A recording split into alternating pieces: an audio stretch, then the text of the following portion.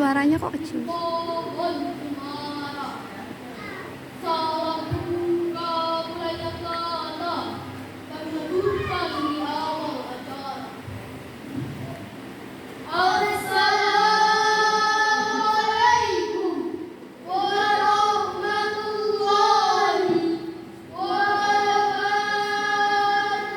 Waalaikumsalam warahmatullahi wabarakatuh.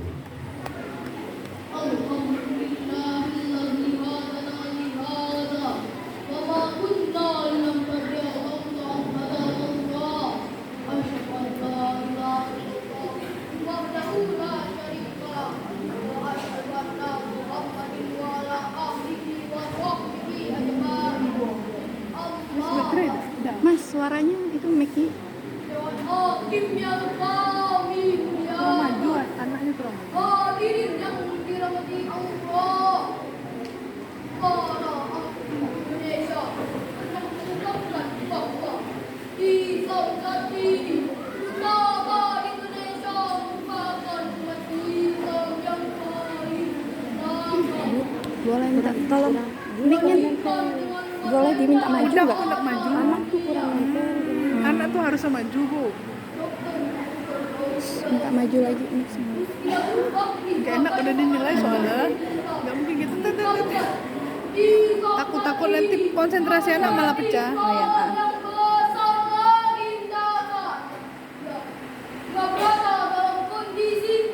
Kemiskinan dan kebodohan. Profesor Dr. Nurholisman yang menegaskan kita memiliki ajaran visioner dan revolusioner. Kondisi bangsa Indonesia saat ini betul-betul dicengkram oleh gurita kemiskinan dan kebodohan. Dampaknya ini kalimat tersebut bukan hanya mengungkapkan tanpa fakta, sebab secara jujur dan de facto kita tertinggal dari Amerika yang kapitalis. Kita terbelakang dari Cina yang komunis. Bahkan kita jauh di belakang dari Jepang yang Buddhis-taois.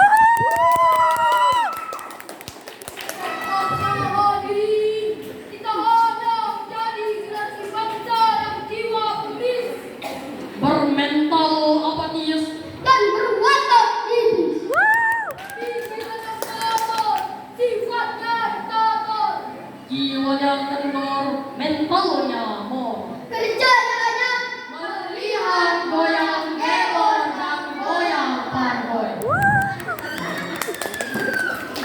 Demikianlah hadirin akibat dari rendahnya sumber daya manusia berdampak langsung terhadap Indonesia. bersama tutup. Dengarkanlah, kami akan membawakan carahan Al-Quran yang menadu konsep pendidikan karakter berbasis Al-Quran. Yeay.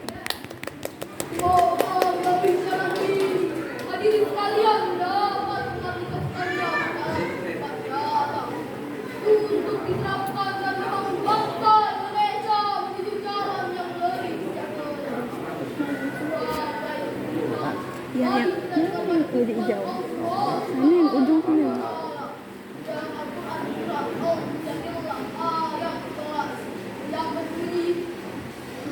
أعوذ بالله من الشيطان الرجيم بسم الله الرحمن الرحيم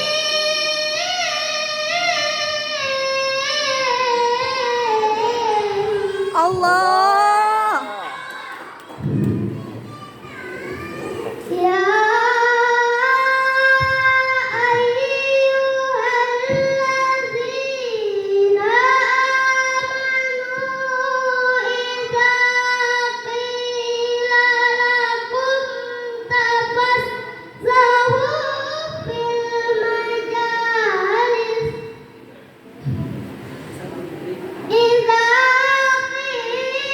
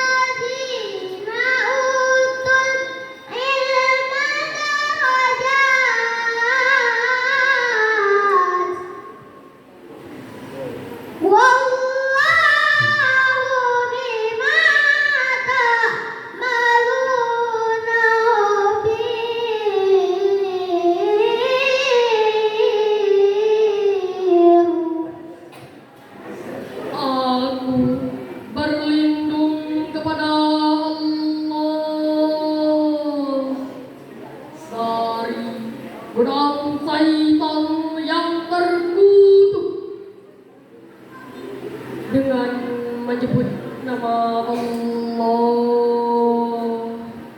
yang maha pengampun lagi maha penyayang.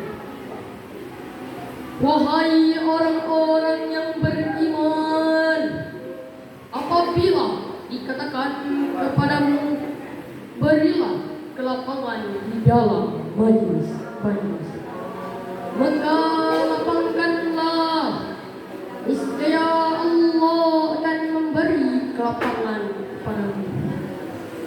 Dan apabila dikatakan berdirilah kamu, maka berdirilah, niscaya Allah akan mengangkat derajat orang-orang yang beriman di antaramu, dan orang-orang yang diberi ilmu berapa derajat. Dan Allah maha teliti apa yang kamu telah kerjakan. Tuhan Hakim yang arif dan bijaksana, hadirin yang kami banggakan. Ayat tadi merupakan landasan teologis dalam mewujudkan sumber daya manusia yang kualitas dengan pendidikan yang berbasis dengan pengetahuan dan iman.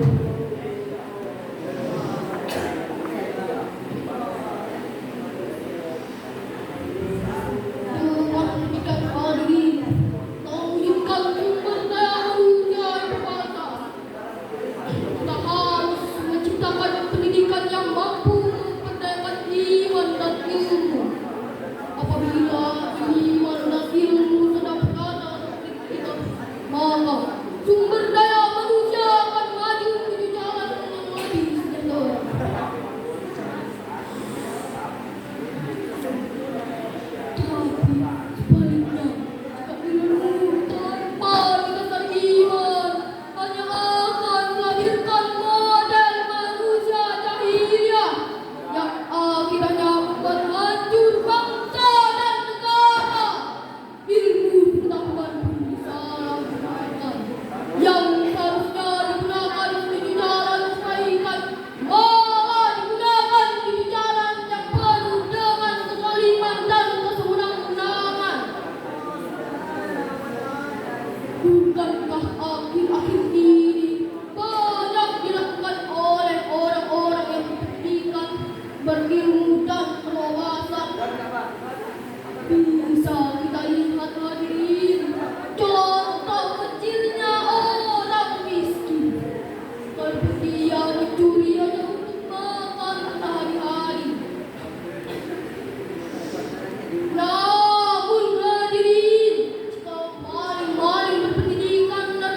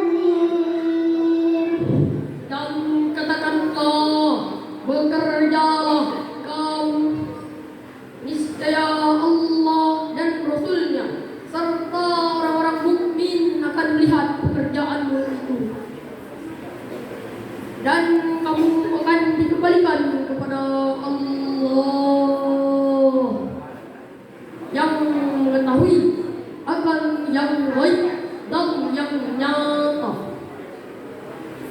Lalu diberitakannya kepada kamu apa yang telah kamu kerjakan. Maha benar Allah atas segala firman-Nya. Dan hakim dan hadirin rahimahullah. Pada ayat tadi diawali dengan kalimat yang lalu. Kerjalah kamu sesuai dengan skill, profesi dan kemampuan masing-masing. Menurut Imam Ali Asy'aburi dalam Sokat At-Tafsir, beliau menjelaskan bahwa jika kita kaji lebih dalam ayat tadi, diawali dengan kalimat yang malu. Istimbatnya malu adalah lawas amal. Kaidah usul fikih mengatakan al-aslu fil amri lil wujub.